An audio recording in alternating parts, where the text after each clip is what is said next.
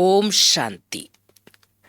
प्यारे प्यारे मीठे मीठे सभी ब्राह्मण कुलभूषण भाइयों बहनों, हम सब बहुत बहुत बहुत पद्मा पदम भाग्यवान हैं जो संगम युग पर स्वयं भगवान हमें अपना बच्चा बनाया।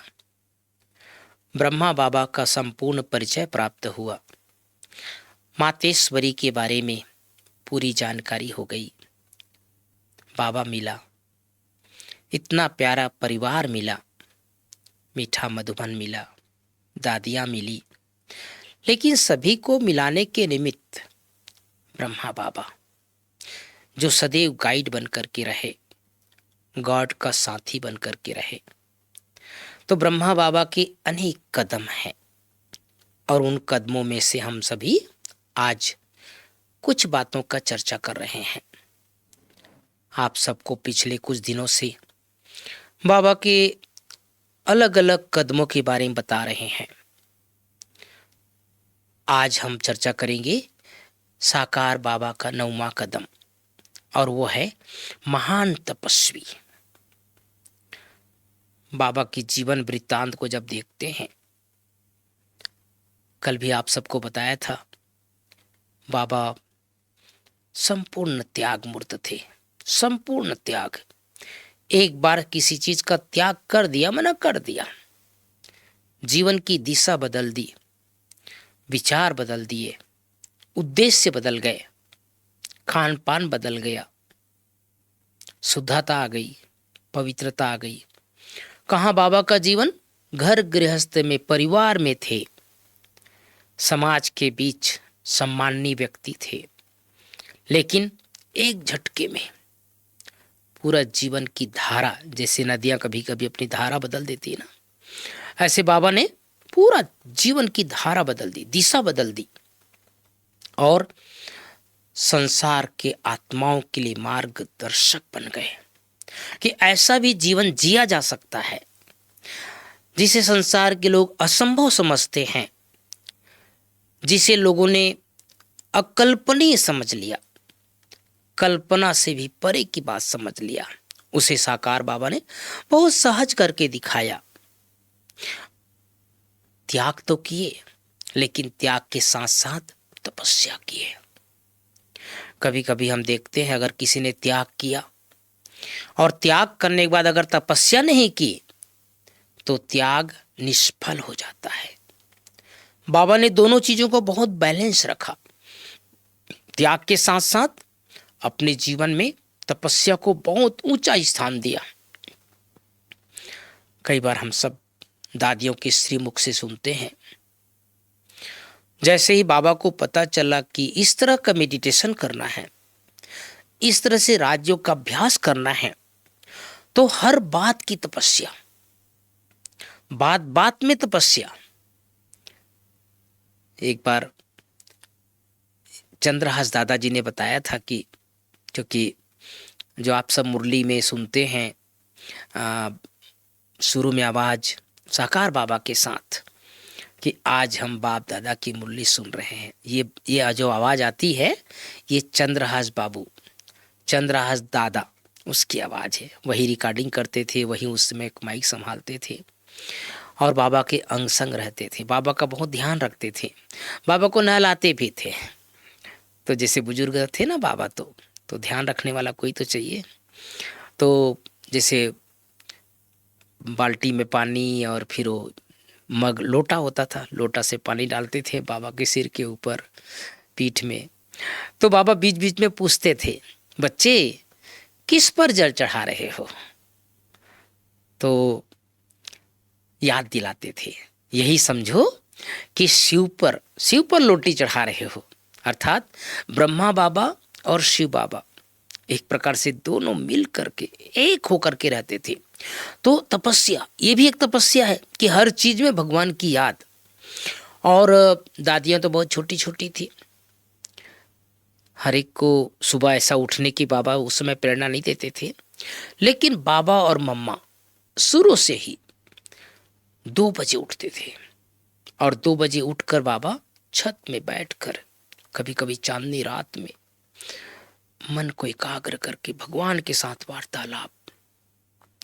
मैं कभी कभी सोचता हूँ भाई बहनों, स्टूडेंट जो होते हैं, अगर उसको पता चल जाए कि आप पढ़ो चाहे मत पढ़ो, आप एग्जाम दो चाहे मत दो, लेकिन आप अपने परीक्षा में फर्स्ट आने वाले हो, आपको फर्स्ट आना निश्चित है, आपका फाइनल हो चुका है कि आप फर्स्ट नंबर में आओगे, तो जैसे पता चलेगा कि मैं तो फर्स्ट में आने वाला हूँ, तो सबसे पहले क्या काम करेगा, वो पढ़ाई छोड़ देगा। पढ़ने से क्या फायदा, मैं तो फर्स्ट आऊँगा। ब्रह्मा बाबा पहले दिन से पता चल गया था कि ब्रह्मा बाबा क्या बनने वाला है, श्री कृष्ण, क्या बनने वाला है, श्री नारायण, पद फिक्स था। उसके बावजूद भी बाबा ने अपने जीवन में त्याग और तपस्या को स्थान दिया, तपस्या किया, एक एक कर्म इंद्रियों को तपाया। बाबा 2 बजे उठ करके 2 से 3 बजे तक, 4 बजे तक, 5 बजे तक 2-2, 3-3 घंटा अपने आप को एकदम एकाग्र भगवान की याद में, प्रभु प्रेम में लवलीन रहते थे। तो ऐसा तपस्या, ऐसी तपस्या संसार में ना कोई किया है ना कर पाएगा। इसीलिए बाबा जो एकदम कर्म इंद्रियां जीत बन गए थे, बोल के ऊपर विजय, संकल्पों के ऊपर विजय, दृष्टि के ऊपर विजय, एक एक कर्मों के ऊपर विजय प्राप्त कर लिए थे, क्योंकि बाबा ने अपने आप को बहुत बहुत बहुत तपाया। मैं कभी कभी पूछता हूँ, इंटरव्यू लिया हूँ दीदी दादियों से, खास करके मैं डॉक्टर निर्मला जी दी जब थी साकार में, तो दीदी से एक बार मैंने पूछा था, दीदी बाबा की दिनचर्या कैसे होती थी? तो दीदी ने कहा कि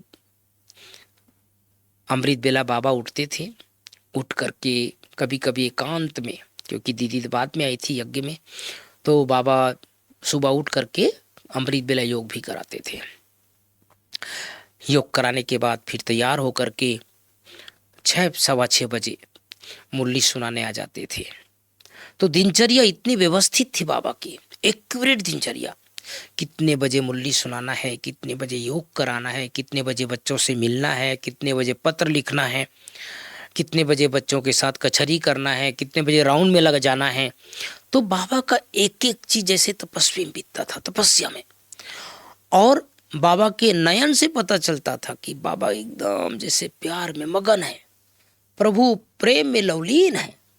इसीलिए शुरू शुरू में मैंने पहले भी बताया आप सबको, ब्रह्मा बाबा की तपस्या और त्याग का प्रतिफल था कि जो भी बाबा के सामने आते थे वो बाबा साकार में बाबा नहीं दिखाई देते थे, किसी को कृष्ण दिखाई देता था, किसी को विष्णु दिखाई देता था, किसी को नारायण दिखाई देता था, किसी को फरिश्ता दिखाई देता था। आज भी हमारे यहाँ जो मधुबन में विदेशी भाई बहन आते हैं, बाबा के बच्चे, प्रायः लोग यही सुनाते हैं कि हमें तो ब्रह्मा बाबा का साक्षात्कार हुआ, हमें तो ब्रह्मा बाबा दिखाई दिया, हमारे सामने स्वयं ब्रह्मा बाबा आ गए, ब्रह्मा बाबा ने हमें अपना बच्चा बनाया। आज भी सूक्ष्म मतन में जाने के बाद भी बाबा कितनी आत्माओं की सेवा कर रहे हैं। तो हम सबको, जो खास बाबा के बच्चे चाहे बाद में आए हैं, साकार में बाबा को नहीं देख पाए, लेकिन बाबा के पद चिन्हों पर चलना है तो तपस्वी बनना है। आंखों की तपस्या, कानों की तपस्या, मुख की तपस्या, बोल की तपस्या, कर्म इंद्रियों की तपस्या। बाबा ने एक बार बोला था, ये सब कर्म इंद्रियों को जितना जो तपाएगा, उन कर्म इंद्रियों के द्वारा भी पूजा होगी। एक एक कर्म इंद्रिय हमारी शीतल हो जाए, शांत हो जाए, तो बाबा के 9वां कदम पूरा दिन याद रखना है, पूरा आजीवन अपने जीवन में धारण कर लेना है कि मैं भी बाप समान बाबा के कदम पर कदम रखने वाला कौन हूँ, महान तपस्वी हूँ। ओम शांति, ओम शांति।